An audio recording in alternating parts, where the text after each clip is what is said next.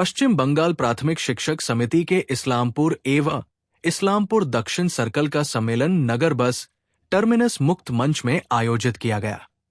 आज की बैठक में उत्तर दिनाजपुर जिला तृणमूल कांग्रेस अध्यक्ष कन्हैयालाल अग्रवाल, युवा तृणमूल कांग्रेस अध्यक्ष कौशिक गुण, पश्चिम बंगाल तृणमूल प्राथमिक शिक्षक समिति के जिला अध्यक्ष गौरांग चौहान और अन्य नेता उपस्थित थे। जिला अध्यक्ष कन्हैयालाल अग्रवाल ने कहा कि 2026 के विधानसभा चुनाव में सभी मिलकर काम करेंगे तो चुनाव परिणाम अच्छे आएंगे। उन्होंने ब्रिगेड रैली पर कटाक्ष करते हुए और कहने हैं कि लोग एक बार किसी पार्टी से त्याग देती है तो लोग उसे स्वीकार नहीं करते। कांग्रेस की 0 सीटें हैं और सीपीएम की भी 0 सीटें हैं। আজকে ওনারা আলোচনা করবেন। আমিও ওনাকে অনুরোধ করেছি যে আপনারা সংগঠনের সঙ্গে একটু ওতপ্রোতভাবে জড়িয়ে যান, যেখানে এখানে যে গৌরাঙ্গ চৌহান আছেন, প্রেসিডেন্ট আছেন, কৌশিক গুণও আছে, জেলা যুব সভাপতি, সবাইকে বলেছি যে একসঙ্গে মিলেমিশে আমরা কাজ করলে 2026-এ পশ্চিমবাংলার রেজাল্টটা খুব ভালো হবে। আজকে কি নির্দেশ দিলেন? আজকে নির্দেশ দিয়েছি, প্রথমে তো আমরা যেখানে ভাতারের যেখানে সংগঠন আছে ওরা যখনই মিটিং ডাকবে, প্রাইমারি যারা সংগঠনের যারা দায়িত্বে আছেন ওরা ওখানে ওনাদেরকেও ডাকবে। এবং পরিষ্কার সামনের দিনে বিজেপি যে নোংরামিটা করতে চাচ্ছে পশ্চিমবাংলায়, সেটা কোনো মতেই করতে দেওয়া যাবে না। শুধু খালি জাতপাতের কথা বলে কাজ কিছু নাই। ওই ব্যঙ্গ করে বলে যে কাজ আমরা তৃণমূল কংগ্রেস করবে আর ওরা খালি জয় শ্রীরাম বলে ভোট নিয়ে নেবে। পশ্চিমবাংলার লোক এত বোকা না। পশ্চিমবাংলার লোক 2021-এও ওনাদের কথা শুনেনি, আর 2026-এ ওনাদের অবস্থা আরো বেশি খারাপ হবে। বাড়ি বাড়ি প্রচার তো আমাদের দল করছে, যখনই কোনো মিটিং হবে ওনাদেরকেও সঙ্গে নিয়ে নেবে। আজকে তো ব্রিগেড সমাবেশ হচ্ছে, কতখানি কি মনে হয়? সিপিএম ব্রিগেড সমাবেশ, সিপিএম তো 34 বছর শাসন করেছে রাজ্যে, মানুষ তো সিপিএমকে চিনে নিয়েছে। ওই জন্য আজকের দিনে বিধানসভায় সিপিএম 0, কংগ্রেসও 0। ব্রিগেড সমাবেশ করে কিছু হবে না, কারণ একবার চলে গেলে সেই দলকে আর মানুষ পছন্দ করে না। তো বলছেন আজকে কমিটি গঠন হওয়ার কথা। আর কমিটি এখানে ডিস্ট্রিক্ট প্রেসিডেন্ট আছেন, গৌরাঙ্গ চৌহান আছেন, উনি ব্লকের যেটা কমিটি হবে সার্কেল কমিটি ওটা উনি করবেন। শিক্ষকদের একটা অংশই যে প্রাক্তন যারা সংগঠনে ছিলেন তাদের এখানে অনুপস্থিত আছে, কি মনে হয় শিক্ষক সংগঠন? না, সবাই চলে আসবে। দলের যেটা নিয়ম নীতি আছে সবাইকে মেনে চলতে হবে। আগে ক্ষোভ থাকতেই পারে, কিন্তু যখনই যে দায়িত্ব পেয়ে যাবে তাকেই মানতেই হবে, মানতে বাধ্য আছে। 200 জন টার্গেট নিয়ে আমরা করেছিলাম। 200 জনের টার্গেটের জন্যই তাদেরকে সম্মেলনে আমরা ব্যাগ থেকে শুরু করে খাবার থেকে শুরু করে 200 জনকে করেছিলাম, যারা বুথ স্তর পর্যন্ত সংগঠনগতভাবে এবং দলের স্বার্থে কাজ করেন। সেই 200 জন এখানে 250 থেকে 300-র মতো এসেছেন। তো সেটা বিষয় নয়, বিষয়টা হচ্ছে আমরা সম্মেলনটা করছি আজকে ব্লক ভিত্তিক হচ্ছে উত্তর দিনাজপুর জেলায়। তার কারণ হচ্ছে সিপিএম এবং বিজেপি যেভাবে করে শিক্ষা ব্যবস্থার প্রতি নষ্ট করে দেওয়ার চেষ্টা করছে, যেখানে বাংলার শিক্ষা ব্যবস্থা 1 নম্বর স্থানে দাঁড়িয়েছে কেন্দ্রীয় রিপোর্ট অনুযায়ী। সেই শিক্ষা ব্যবস্থা রিক্রুটমেন্ট প্রসেসটাকে তারা বন্ধ করে রেখেছিল 6 বছর 7 বছর ধরে। আমরা সুপ্রিম কোর্টকে ধন্যবাদ জানাচ্ছি যে এই ধরনের রায় দিয়েছেন। এই 26,000 চাকরি তো থাকবেই, তার পাশাপাশি যে 1 লক্ষ চাকরি বিভিন্ন হাই স্কুলগুলোতে বন্ধ হয়ে গেছিল এদের কোর্ট কেস করার ফলে সেটা উঠে গেছে। এখন প্রতি বছরই রিক্রুটমেন্ট হবে, এসএসসি হাই স্কুলগুলোতে টিচার রিক্রুটমেন্ট হবে। এটা এই সম্মেলনে আমরা টিচারদের আমরা 65 চাকরি ছিল প্রাইমারি স্কুলে, সেটাকে জ্যোতি বসু সিপিএমের সময় সেটাকে 60 বছর করে দিয়েছেন, কমিয়ে দিয়েছেন। 65 যারা ফিরে আসে প্রাথমিকে থেকে, সেটার জন্য আমাদের সম্মেলন পে কমিশন 3 ব্যান্ডে রয়েছি। প্রাইমারি টিচারদের বেতনটা অনেকটাই কম আছে, যদিও এই সরকারের সময় অনেকটা বেড়েছে, কিন্তু এটাকে পি ব্যান্ড 4 চাই। এইগুলো সম্মেলন টিচারদের বিভিন্ন পেশাগত যে সমস্যা রয়েছে সেই সমস্যাগুলোতে আমরা পাশে দাঁড়ানোর জন্য সম্মেলন প্রতিটি ব্লকেই হবে। আর তাছাড়াও যারা সাম্প্রদায়িক বিজেপি যেভাবে করে বিভিন্ন গ্রামে দাঙ্গা হাঙ্গামা লাগানোর চেষ্টা করছে, ভুয়ো ভোটার ঢুকিয়ে দিয়ে ভোটে জেতার চেষ্টা করছে, সেগুলোর বিরুদ্ধে তৃণমূল প্রাথমিক শিক্ষক সমিতির নেতৃত্বরা প্রতিটি গ্রামে বুথে লড়াই দিবে। 2026-এর নির্বাচন হওয়া পর্যন্ত এখন থেকে আমাদের লড়াই প্রক্রিয়া শুরু হয়ে গেল। সার্কেলের চেয়ারম্যান দেখুন, উনি জব্বার আলী দেখুন জব্বার আলী মাস্টার আজকে ওনার সাথে কথা হয়েছে। উনি নিজস্ব ব্যক্তিগত ব্যস্ততার জন্য আসতে পারেন না। ওনাকে এর আগেও সার্কেল টাউন টাউনের দায়িত্ব দেওয়া ছিল, ওনার জেলা কমিটিতেও রয়েছেন এবং বিভিন্ন কাজ করছেন। আজকে আসতে পারেন নাই, কালকে আসবেন, এরকম কোনো বিষয় নাই।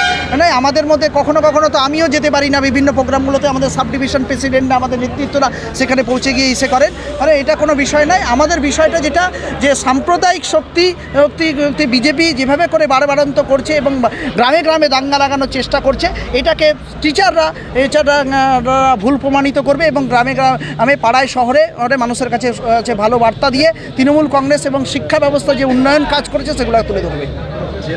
দেখুন, প্রতিবারই আমরা তো আজকে থেকে শিক্ষক সংগঠনে যখন থেকে আমাদেরকে দায়িত্ব দেওয়া হয়েছে, আমরা যখন ইলেকশন আসে তখন ইলেকশনের 1 মাস বা 2 মাস আগে থেকেই আমরা নামিয়ে পড়ি। আমরা বুথভিত্তিক শিক্ষক শিক্ষিকাদেরকে যেরকম করে আমরা রায়গঞ্জের বাই ইলেকশনের সময় প্রতিটা বুথে আমরা শিক্ষকদেরকে আমরা নিযুক্ত করতে পেরেছিলাম। আমরা এবার টার্গেট আমরা আগে থেকেই নেমেছি। আমরা 26-এর ভোটের আগেই বুথভিত্তিক শিক্ষকদের লিস্ট আমরা বের করে সেই বুথের শিক্ষকদেরকে দিয়ে বাড়ি বাড়ি প্রচারের অভিযান শুরু করেছি। হ্যাঁ, ভোট রক্ষাতেও আমাদের জেলা কমিটিতে যে মিটিং হয়েছিল সেখানেও কাজ করতে দায়িত্ব দেওয়া হয়েছে এবং এটা মোটামুটি বুথ প্রেসিডেন্টদের উপরে বেশি দায়িত্ব, কিন্তু ওনাদের সাথে আমাদের টিচারদেরকেও বেরোতে হবে। বলছি, যুব সভাপতি যিনি আছেন জেলার, তিনি বক্তব্য রাখতে গিয়ে বললেন যে বিভিন্ন পানের দোকান, চায়ের দোকানে আড্ডা হলে, দলের সমালোচনা হলে সেক্ষেত্রে শিক্ষকরা যখন থাকেন তারা নাকি প্রতিবাদ করেন না, সেই ব্যবস্থা নেওয়া হবে তাদের উপর। এই বিষয়টা কি না, এটা হচ্ছে প্রতিবাদ। আমাদের একটা রাজনৈতিক কর্মশালা করার কথা তিনি বলেছেন পলিটিক্যাল মিটিংয়ের মাধ্যমে কী বক্তব্যগুলো উঠে আসতে পারে। বা সত্যিই তো বিভিন্ন সময় দেখা যাচ্ছে যে নেগেটিভ নিউজ, ফেক নিউজ যেভাবে করে বিজেপি তৈরি করে দিয়ে ছড়িয়ে দিচ্ছে, হচ্ছে বাইরের ছবিকে, দাঙ্গার ছবিকে এখানে বাংলায় চালিয়ে দেওয়ার চেষ্টা করছে। হচ্ছে সেই জায়গাটা আমাদের টিচারদেরকে আরও সক্রিয়ভাবে নেমে এটা কাউন্টার করাটা খুবই জরুরি হয়েছে।